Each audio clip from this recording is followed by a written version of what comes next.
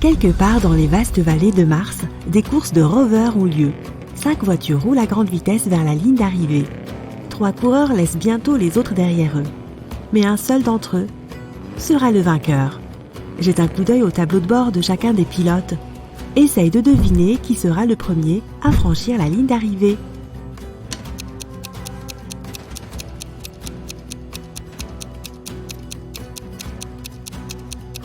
La flèche du compteur de vitesse sur le tableau de bord du premier pilote indique la vitesse maximale, mais il ne va pas gagner car son indicateur de carburant clignote.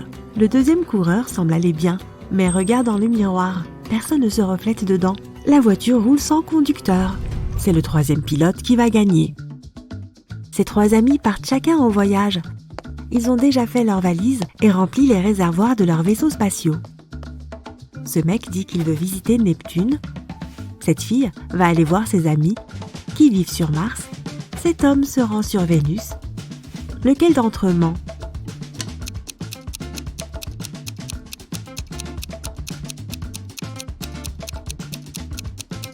Vénus est très proche du Soleil. C'est un endroit où la chaleur est torride. Et cet homme porte des vêtements chauds. Il doit être en train de mentir. « Montrez-moi vos mains !» crie le chef du département des créatures extraterrestres. 3 détenus sont assis à une table. L'un d'entre eux n'est pas humain. Regarde leurs mains, qui selon toi est un imposteur venu d'une autre planète.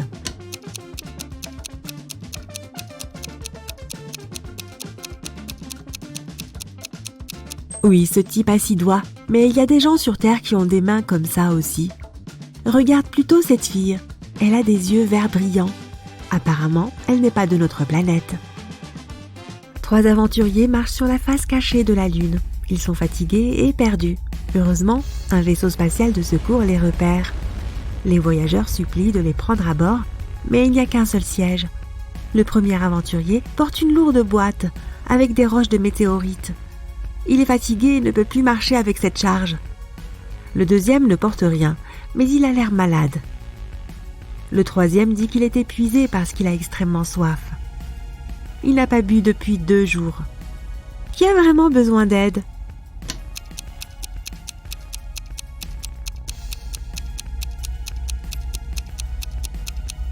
La gravité est beaucoup plus faible sur la Lune que sur la Terre, donc la boîte du premier voyageur devrait être assez légère. Il fait semblant d'être fatigué. Le troisième a une chance de trouver de l'eau. Vois-tu une petite station de sauvetage au loin ? Il y a écrit H2O dessus. Il peut donc trouver de l'eau ici. Mais le deuxième type a vraiment besoin d'aide. L'indicateur sur sa combinaison spatiale signale un faible niveau d'oxygène. Les habitants de la planète Quest adorent les aventures. Leur lieu de prédilection est un parc dangereux sur une planète déserte, près d'un trou noir. Justement, un gars nommé Loop y va. Il doit essayer de survivre là-bas pendant 1 semaine. Dès qu'il arrive au parc, il tombe sur un cafard de l'espace qui a 6 têtes. Le cafard saute sur Loop et le mord avec une de ses têtes. Il se bat contre le monstre et retourne au vaisseau. La morsure est venimeuse. Mais heureusement, Loop a un antidote. D'abord, il doit boire une pilule qui contient un médicament et ensuite un catalyseur qui active le remède. Ensuite, Loop doit répéter l'opération 2 heures plus tard. Mais le problème est que les pilules qui contiennent le médicament et le catalyseur se ressemblent et Loop les a mélangées dans sa poche. Il ne peut pas prendre 4 comprimés à la fois parce que c'est dangereux. Alors comment peut-il les séparer ?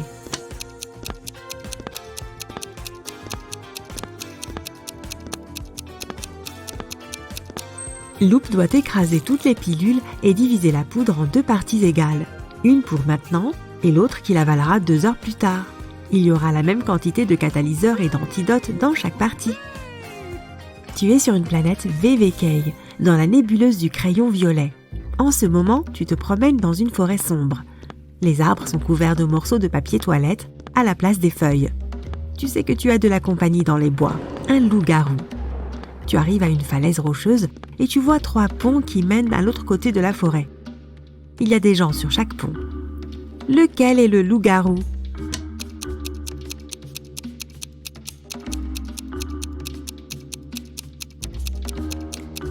Ça peut être n'importe qui, Mais ça n'a pas d'importance. Personne ne peut se transformer en loup-garou puisqu'il n'y a pas de pleine lune. Ce n'est pas la Terre, tu te souviens? Une planète naine illumine le ciel. Bienvenue sur la Lune à nouveau. Juste là, tu assistes à la plus incroyable compétition de saut. Grâce à la faible gravité du satellite naturel de la Terre, les athlètes peuvent sauter très haut. Mais lequel d'entre eux sautera le plus haut? Les participants ont enfilé leur combinaison spatiale et sont sortis de la station spatiale. Ils semblent être prêts. 3, 2, 1, sautez! Et nous voyons ici la gagnante. Elle a sauté beaucoup plus haut que ses adversaires. Mais attends, il y a quelque chose qui ne va pas ici. Cette participante n'est pas digne de recevoir le titre de vainqueur. Elle a triché. Mais comment as-tu compris ça?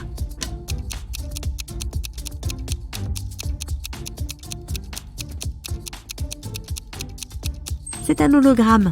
Tous les participants ont laissé des empreintes sur le sol après avoir sauté et atterri. Mais cette fille n'a laissé aucune trace, ce qui signifie qu'elle n'est pas réelle. Sur la côte de la résine fondue, loin du village des pierres parlantes, il y a une grande maison. Ce bâtiment est différent de tous les autres de ce quartier car il existe dans un espace bidimensionnel.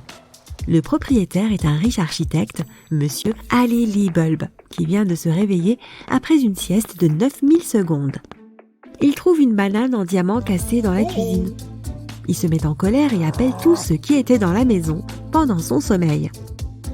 Il veut savoir qui a cassé son superbe bijou. Big Closed Eye, la girafe en carton avec des lunettes et le pélican à 3 têtes, entre dans le salon. « Dis-moi qui a cassé la banane ?» dit Monsieur Ali Liebulb. « Je n'ai pas fait ça, je rendais visite à de vieilles personnes riches dans leurs rêves, » lui a dit Big Closed Eye. Pendant tout ce temps, j'ai regardé le film Liquid Laughter 3D dans le salon, a dit la girafe.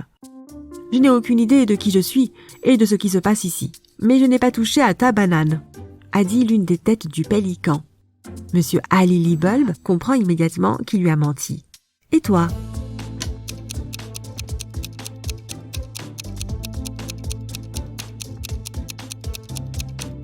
C'est la girafe en carton. Elle ne pouvait pas regarder un film en 3D puisque la maison n'existe qu'en 2 dimensions. C'est arrivé par une nuit noire sur une planète violette. Un serpent poilu s'est glissé dans la maison où dormait un homme violet. Il l'a mordu et le type violet a décidé d'aller à l'hôpital. Il a tout raconté au médecin. Elle a regardé le gars attentivement et lui a dit que le serpent n'était pas venimeux. Comment l'a-t-elle su ?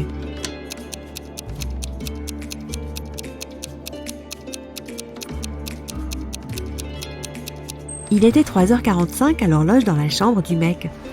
Maintenant, il est 23h45 à l'horloge de la salle d'examen.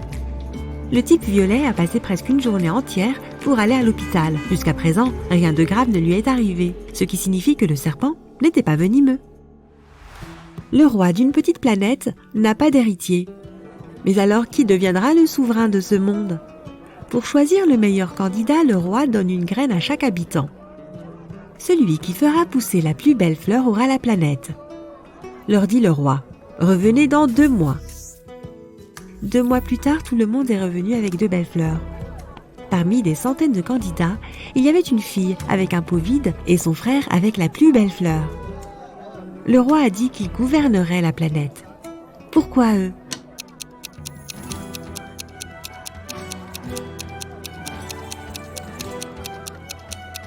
Toutes les graines étaient fausses et la fille ne voulait pas tromper le roi en remplaçant la graine. Pendant ce temps, son frère s'était forcé de faire pousser la plus belle plante pour atteindre son objectif. Anna dirige une usine de chocolat. Elle propose à tous ses clients une offre spéciale. Tout le monde peut échanger 5 emballages de barres chocolatées vides contre une nouvelle barre. Robert a passé 2 semaines à collecter des emballages et a réussi à en trouver 77. Quel est le nombre maximum de barres qu'il peut obtenir d'Anna ?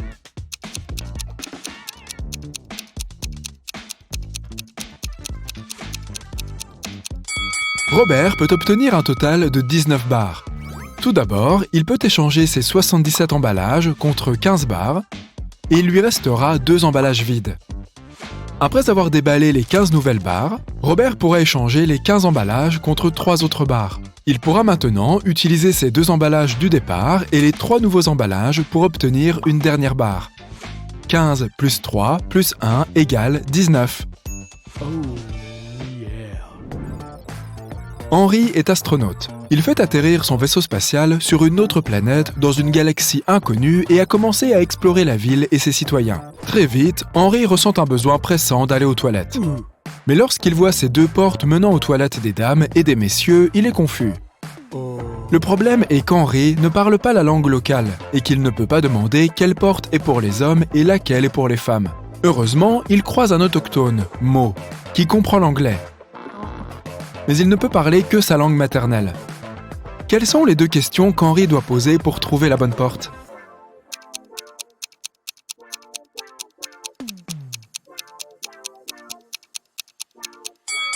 Il doit montrer l'une des portes et demander « Est-ce que ce sont les toilettes pour hommes ?» Puis il doit se souvenir de la réponse de Mo et demander « Suis-je un homme ?» Si Mo dit le même mot, alors les toilettes qu'Henry a montrées sont celles des hommes. Et si Mo dit un mot différent, ce sont les toilettes pour femmes. Il y a 9 bonbons dans une boîte. 9 personnes prennent 9 bonbons, mais il reste un bonbon dans la boîte. Comment est-ce possible ?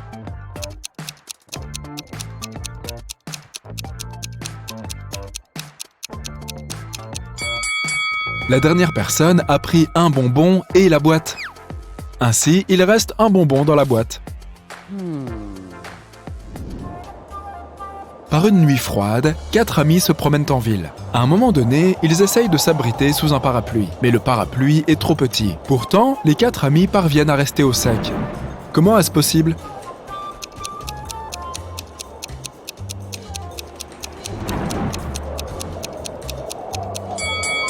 Personne n'a dit qu'il pleuvait. Voici Erika et Jim. As-tu une idée de la raison pour laquelle ils la poussent ?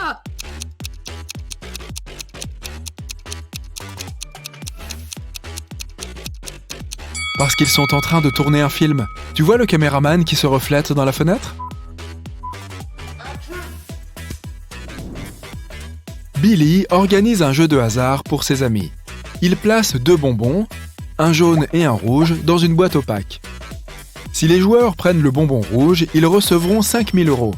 Mais s'ils tombent sur le bonbon jaune, ils devront payer 500 €. Il se trouve que Billy est un tricheur. Il a mis 2 bonbons jaunes dans la boîte au lieu de un jaune et un rouge. Wendy, l'amie de Billy, voit les joueurs perdre le jeu l'un après l'autre. Mais quand c'est son tour de jouer, elle remporte les 5 000 €. Comment a-t-elle fait ?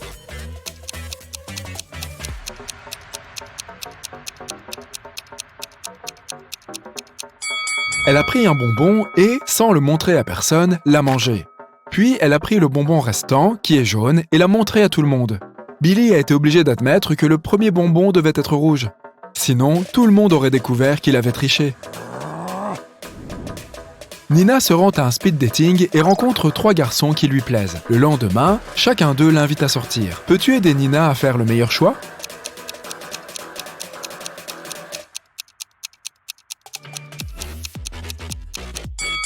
Brad n'a même pas demandé à Nina si elle voulait aller au restaurant. Et puis, il est plutôt grossier et autoritaire. Elle connaît à peine Bob. Ce n'est pas prudent d'aller chez lui toute seule. Nina doit donc choisir David. Il a l'air gentil et poli. Hello. Amy a 2 cordes. La seule chose qu'elle sait, c'est que lorsqu'on met le feu à une extrémité de l'une des cordes, il faut exactement 1 heure pour qu'elle brûle. Peux-tu aider Amy à mesurer 45 minutes à l'aide des cordes ?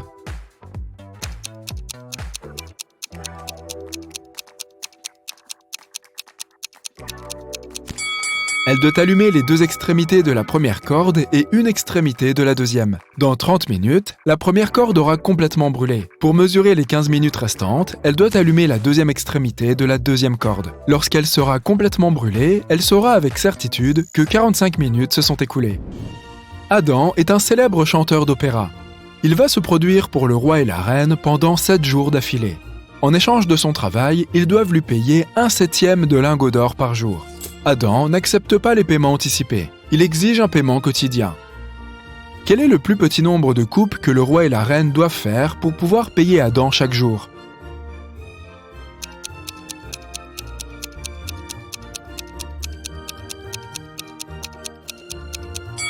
Seulement 2. Voici comment ils doivent procéder. Jour 1, ils coupent 1/7 du lingot et donnent ce morceau à Adam.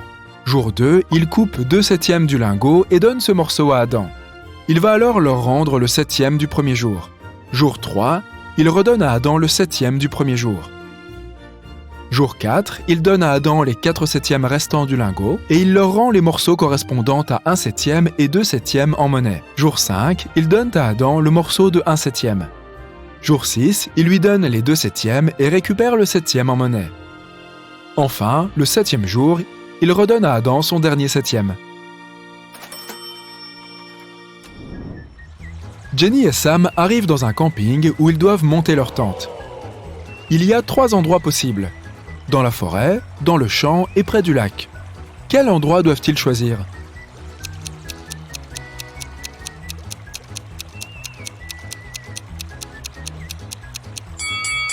La meilleure option est le champ. Des animaux sauvages vivent dans la forêt.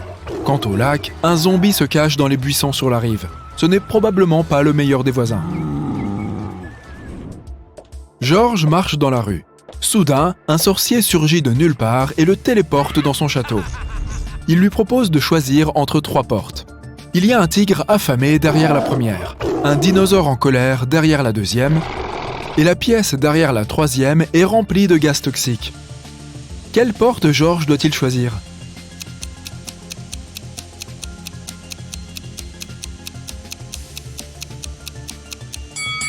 La deuxième. Les dinosaures se sont éteints il y a des millions d'années. Jerry a un pommier. Le nombre de pommes sur son arbre double chaque semaine. Après 30 semaines, l'arbre est complètement couvert de fruits. Combien de semaines a-t-il fallu à l'arbre pour être à moitié couvert d'oranges ?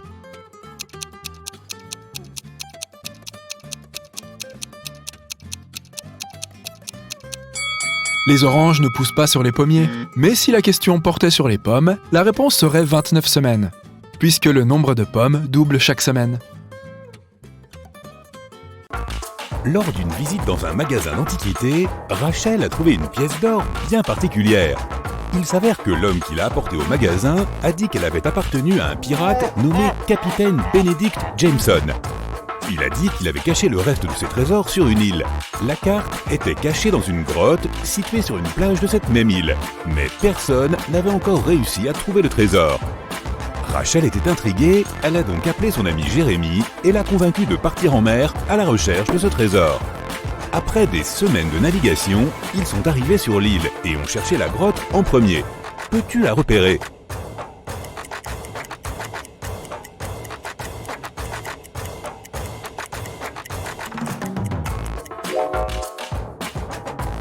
La voilà.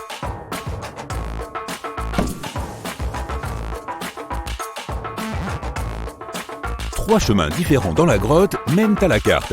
Lequel doivent-ils choisir ?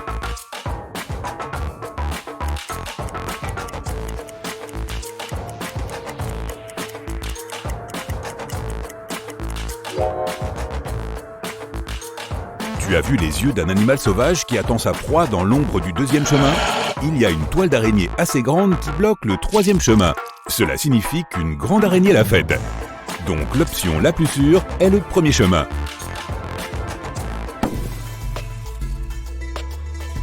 Ils sont arrivés au bout de la grotte et ont trouvé 3 boîtes en bois. Chacune avait une carte différente. Une seule carte les conduira au trésor. Quelle carte doivent-ils choisir ?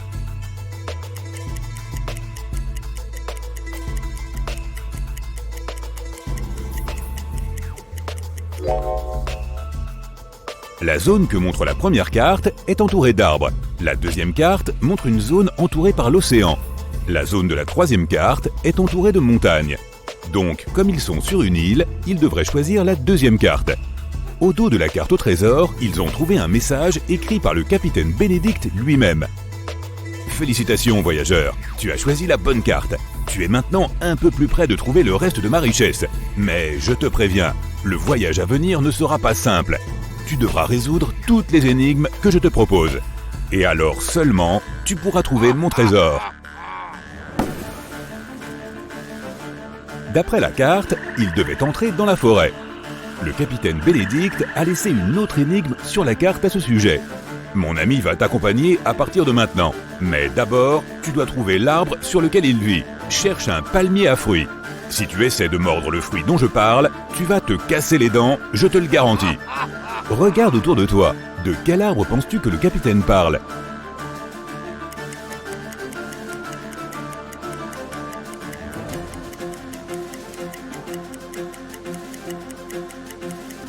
Certains de ces arbres n'ont pas de fruits du tout. Aucun d'entre eux ne peut donc être l'arbre dont il parle. Ces arbres ont des bananes, mais tu ne te casseras pas les dents si tu manges des bananes.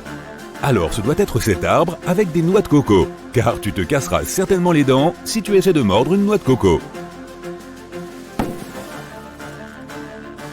Quand ils se sont approchés de l'arbre, ils ont remarqué une gravure sur celui-ci. Elle disait « Lève les yeux et trouve mon ami Jonathan le singe.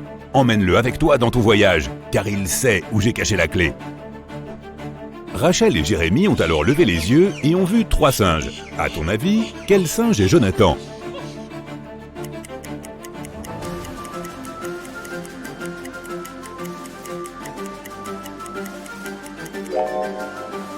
Tu as remarqué que le 3e singe tient le même morceau d'or que celui que Rachel a trouvé chez l'antiquaire? Ce gars doit avoir un accès au trésor, donc ça doit être Jonathan. Rachel et Jérémie ont essayé d'emmener Jonathan avec eux, mais il a refusé de bouger. Comment penses-tu qu'ils pourront convaincre Jonathan de venir avec eux?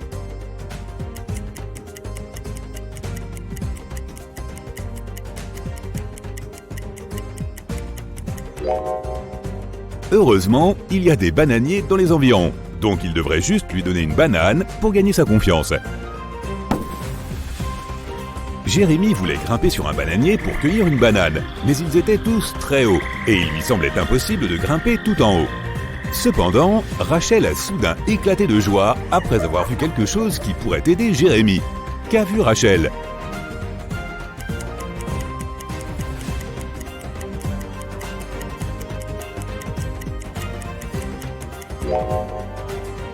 Regarde de plus près les arbres. L'un d'entre eux a une vieille échelle de corde qui y est attachée. Jérémie peut y grimper pour prendre une banane. Après avoir cueilli une banane, le singe Jonathan est descendu de l'arbre pour la prendre.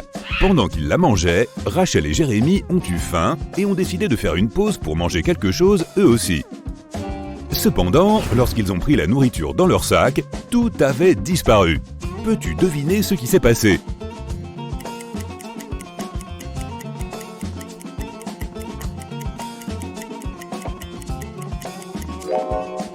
As-tu remarqué quelque chose d'étrange pendant que Jérémie grimpait à l'arbre? Revenons un peu en arrière pour te montrer ce qui s'est passé. Les singes ont volé toute la nourriture dans les sacs de Jérémie et Rachel. Rachel et Jérémie n'avaient rien d'autre à manger à part les bananes des palmiers. Mais quand Jérémie a essayé de remonter l'échelle de corde, la corde a cassé. Maintenant qu'ils ne pouvaient plus cueillir de bananes, ils devaient trouver autre chose à manger. Ils se sont promenés et sont tombés sur une chute d'eau. Rachel leur a proposé d'attraper des poissons. Jérémie a alors attrapé 3 poissons différents, mais un seul d'entre eux était comestible. Peux-tu dire lequel?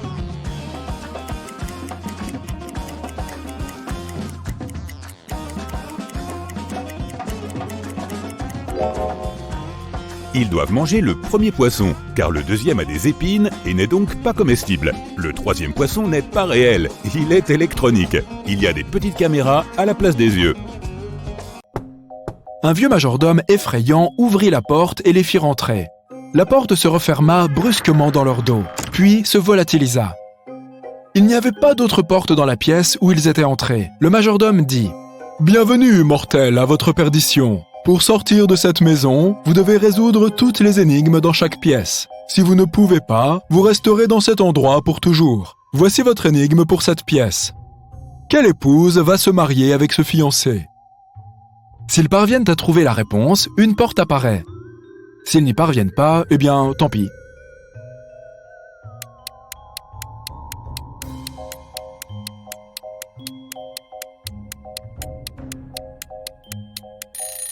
Tu vois les ombres derrière eux? L'ombre de la 3e mariée tient la main de l'ombre du marié. Ils sont donc amoureux.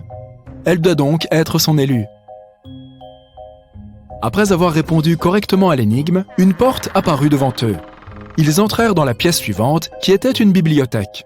3 livres tombèrent d'une bibliothèque devant leurs pieds. Puis, ils entendirent la voix du majordome résonner. « Vous devez ouvrir un de ces livres, mais choisissez judicieusement, car quelle que soit la créature mentionnée dans le livre, elle apparaîtra ici. » Si Gemma et Andy ouvrent le premier livre, un basilic venimeux en sortira.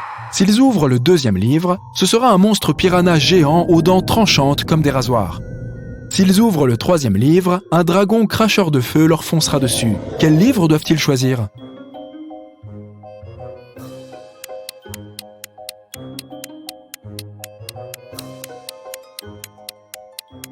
Comme le piranha géant est une créature aquatique, il ne peut pas survivre sur Terre. Il fallait donc ouvrir le deuxième livre. La porte de la bibliothèque s'ouvrit et ils pénétrèrent dans la pièce suivante. Il s'agissait d'une salle à manger. Un grand miroir recouvrait l'un de ses murs. Pourtant, le reflet de la pièce dans le miroir présentait quelques différences avec la pièce réelle. Peux-tu les repérer ?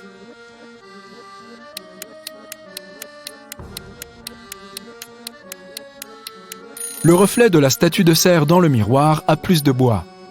Dans le reflet, on peut voir quelqu'un qui se cache derrière les rideaux, mais il n'y a personne d'autre que Gemma et Andy dans la pièce. Et enfin, dans le miroir, l'une des assiettes sur la table est différente des autres. Mais dans la vraie salle à manger, toutes les assiettes sont identiques.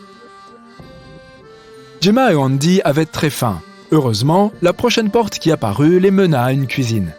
Il y avait 3 chefs différents à l'intérieur. Le premier chef était un zombie. Le deuxième était un vampire. Le troisième chef était humain. Chacun d'entre eux tenait une tarte dans ses mains. Mais une seule tarte était bonne à manger. Laquelle ?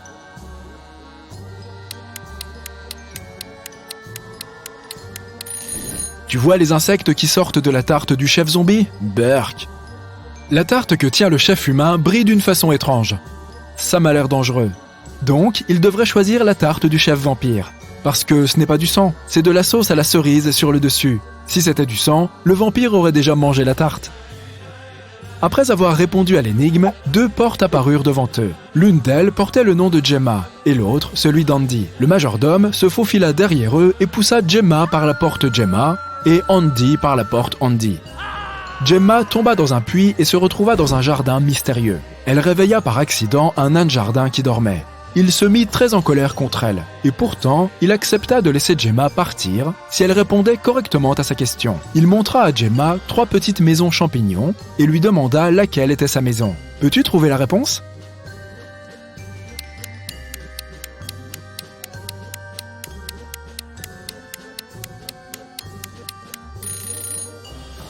Tu vois la fleur sur le chapeau du gnome ? La poignée de la porte de la deuxième maison champignon porte la même fleur. Ce doit donc être sa maison. Andy, lui, tomba dans un donjon magique. Le gardien du donjon était un ogre, et il semblait très heureux d'avoir enfin un prisonnier. Cependant, il accepta de laisser Andy partir si le gars choisissait le bon portail magique pour s'échapper.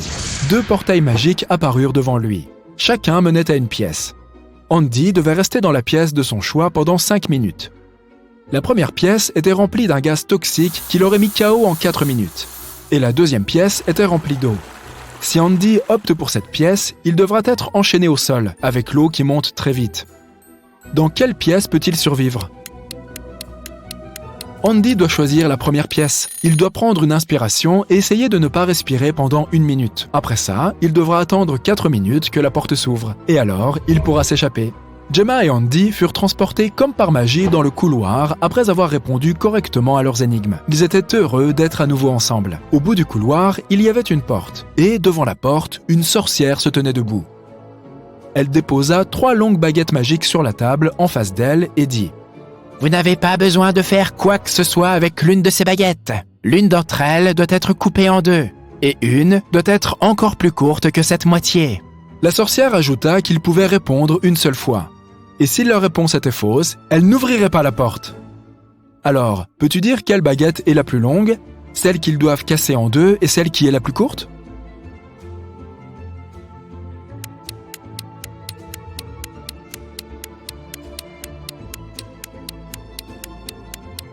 Tu vois ces araignées suspendues au plafond ? Comme la serrure de la porte a la forme d'une araignée, elles doivent sûrement donner un indice à Gemma et Andy.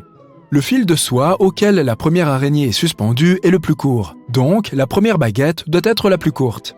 Le fil de soie auquel est accrochée la deuxième araignée est le plus long. ce qui signifie que la deuxième baguette doit rester telle qu'elle. Et le fil de soie auquel est accrochée la troisième araignée est de longueur moyenne, ce qui signifie qu'il faut casser la troisième baguette en deux. La sorcière ouvrit la porte et Gemma et Andy pénétrèrent dans une chambre. 3 esprits flottaient à l'intérieur. Chacun d'entre eux prétendait être le propriétaire du manoir. Gemma savait qu'un seul d'entre eux disait la vérité. Mais qui ?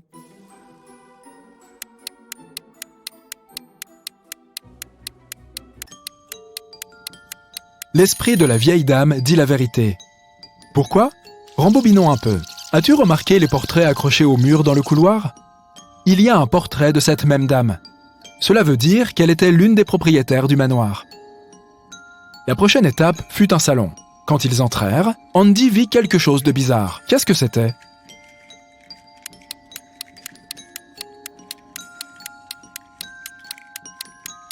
Un visage apparaît et disparaît dans la cheminée.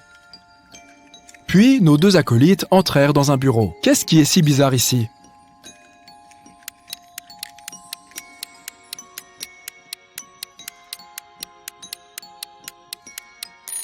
Les doigts de cette armure de chevalier médiéval tapent sur l'épée. La pièce suivante était une chambre d'amis. Qu'est-ce qui est bizarre ici ?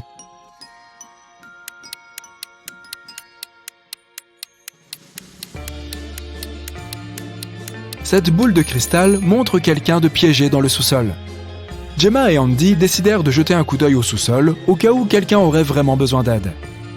Mais ils ont dû résoudre une autre énigme pour entrer.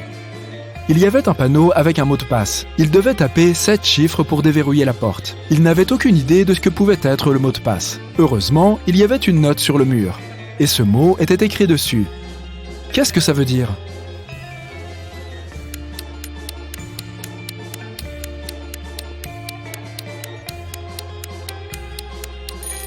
Retourne le mot à l'envers. Que vois-tu maintenant ?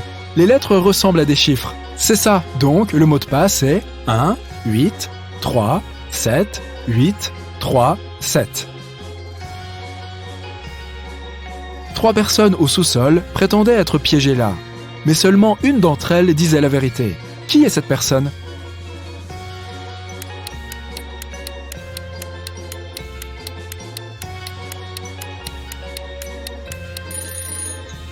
Tu vois les points de suture sur les coudes de cette dame ? C'est une poupée de chiffon flippante. Donc, elle ment. Et cet homme a des griffes à la place des doigts. Il doit donc être un métamorphe ou quelque chose dans le genre. Alors, ça doit être ce jeune homme qui dit la vérité. Gemma et Andy le choisirent. Après avoir répondu correctement à toutes les énigmes de toutes les pièces, le majordome réapparut. « Merci, voyageurs. Maintenant, vous êtes libres de partir. Mais vous devez savoir ceci. Nous tous, dans cette maison, sommes maudits. Répondez à cette dernière énigme pour que la malédiction soit rompue. Une fois que nous serons enfin libres, nous vous aiderons aussi avec votre voiture. Vous verrez, il y a 9 personnes devant vous. L'un d'eux est le monstre qui nous a maudits. Dites-nous qui. »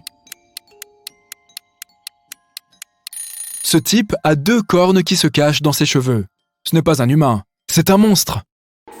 Eddie et Lucy ont décidé d'aller camper en forêt pour le week-end.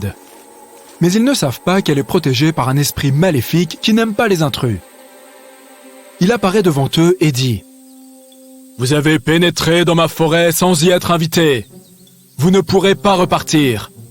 Oubliez votre maison. Vous n'y retournerez jamais. » Lucy répond « Nous sommes désolés, nous ne savions pas que la forêt vous appartenait. S'il vous plaît, laissez-nous sortir et nous ne reviendrons jamais. » L'esprit reprend alors. « Je vais faire preuve de clémence cette fois-ci, car vous avez l'air sincère. Les mystères de ma forêt vous attendent. Résolvez-les tous et vous pourrez partir. » Puis, il les téléporte par magie dans la partie la plus sombre et la plus profonde de la forêt et il disparaît. Alors qu'Eddie et Lucy marchent en essayant de trouver leur chemin pour sortir des bois, ils tombent sur une rivière. Ils doivent la traverser pour continuer leur progression. Il y a 3 ponts devant eux. Lequel doivent-ils choisir pour passer de l'autre côté ?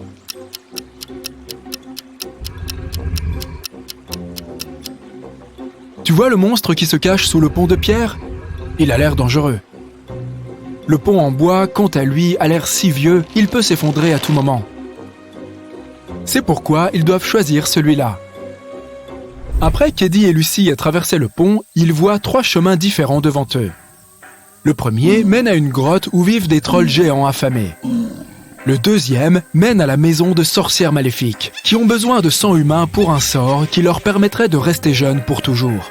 Et le troisième mène à un marais où un serpent à 8 têtes attend ses proies. Quel chemin doivent-ils emprunter ?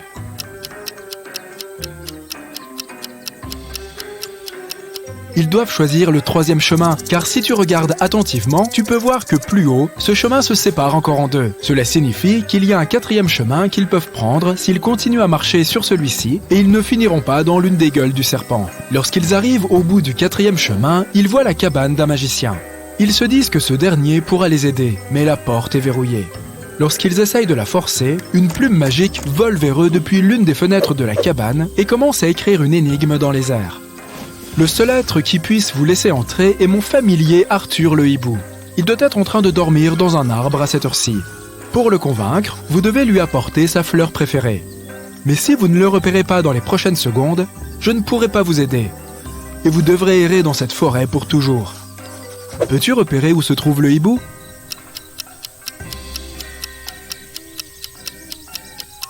Regarde ici. Eddie et Lucie ont réussi à repérer non pas un, mais 3 hiboux qui se tiennent sur une branche d'arbre. Un seul d'entre eux est Arthur. S'ils ne l'identifient pas, ils ne pourront pas obtenir l'aide du magicien. Le premier hibou dit « Le troisième hibou n'est pas Arthur ». Le deuxième hibou dit « Je ne suis pas Arthur ». Et le troisième hibou dit « Je suis Arthur ».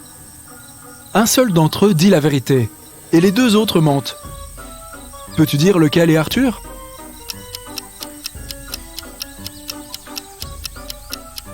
Si Arthur est le premier hibou, alors lui et le second hibou disent tous deux la vérité.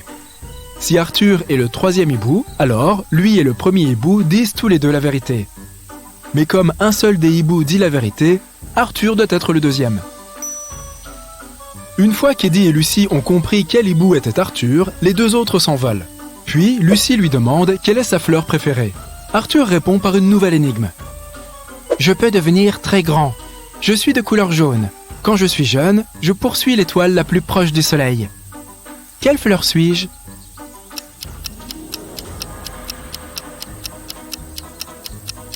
La fleur préférée d'Arthur est le tournesol.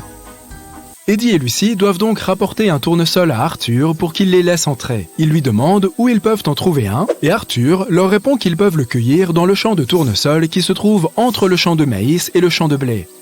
Lorsqu'ils demandent dans quelle direction ils doivent aller, Arthur répond « Si vous allez vers l'est, que vous prenez un virage à droite, que vous parcourez une certaine distance dans cette direction, puis que vous prenez un virage à gauche, et enfin un autre virage à gauche, dans quelle direction irez-vous ? C'est la direction que vous devez prendre. Peux-tu dire de quelle direction il s'agit ?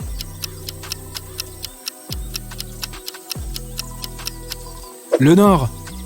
Après qu'Eddie et Lucie aient marché pendant un certain temps, un lutin en colère saute sur eux de nulle part et les estourbille avec de la poudre de perlimpinpin. Ils reviennent à eux dans une cellule de prison. Le lutin dit « Vous avez volé mon chaudron d'or et vous allez rester dans cette prison jusqu'à ce que vous me disiez où vous l'avez caché. » Eddie répond « Nous ne savons rien de ton or !» Mais le lutin ne le croit pas. Soudain, Lucie voit quelque chose qui pourrait les aider. Il y a une autre cellule en face de la leur, avec 3 prisonniers. Lucie remarque que l'un d'entre eux essaye de s'échapper.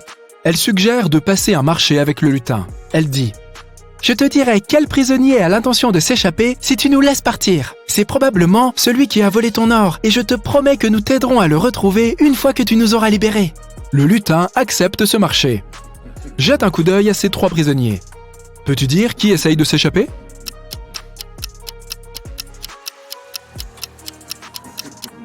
C'est le troisième. Il a une carte qui sort de sa poche. Il doit préparer quelque chose. Le lutin prend la carte du prisonnier et laisse partir Lucie et Eddie. Il dit « Maintenant, vous devez m'aider à retrouver mon chaudron d'or. » Lucie remarque 2 notes au dos du plan d'évasion. La première dit « Trouver le chaudron d'or dans les champs d'or. » À ton avis, qu'est-ce que cela signifie ?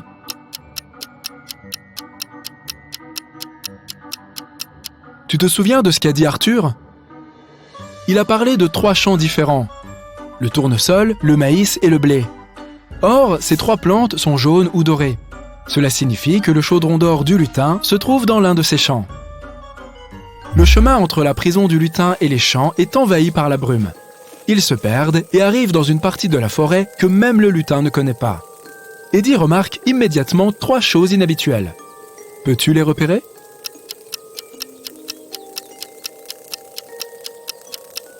Alors qu'il fait encore jour, l'endroit est très sombre. Les champignons sur le sol sont en fait de minuscules maisons. Et enfin, l'un des papillons qui vole au loin n'est pas vraiment un papillon. C'est une fée. Dès qu'Eddie repère la fée, elle vole vers eux et dit « Ma reine la fée souhaite que j'apporte de la nourriture à tout le monde. Mais quand je lui ai demandé ce qu'elle voulait, elle a seulement dit ceci. Enlève l'extérieur, fais cuire l'intérieur, mange l'extérieur et jette l'intérieur. Je ne comprends pas ce que cela signifie. Pouvez-vous m'aider, s'il vous plaît? As-tu compris de quoi il s'agit? »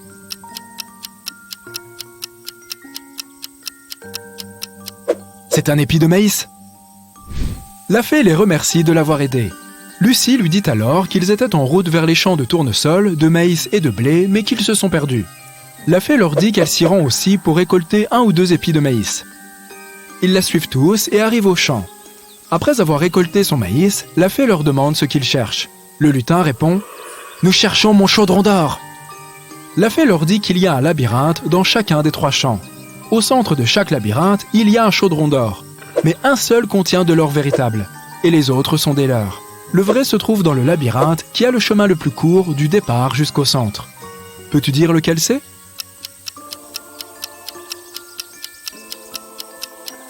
C'est celui des tournesols.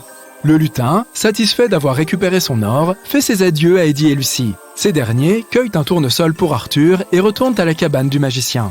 En chemin, ils entendent un cri. Ils courent dans sa direction et voient 3 princesses. Elles disent toutes qu'elles ont besoin d'aide car 2 monstres les suivent. Mais seule l'une d'entre elles est une vraie princesse et dit la vérité. Les 2 autres sont en fait les monstres en question. Peux-tu dire qui est la vraie princesse? La vraie princesse est la deuxième. Si tu regardes de plus près, tu peux voir que la première princesse a une queue et que la troisième a de petites oreilles d'ogre.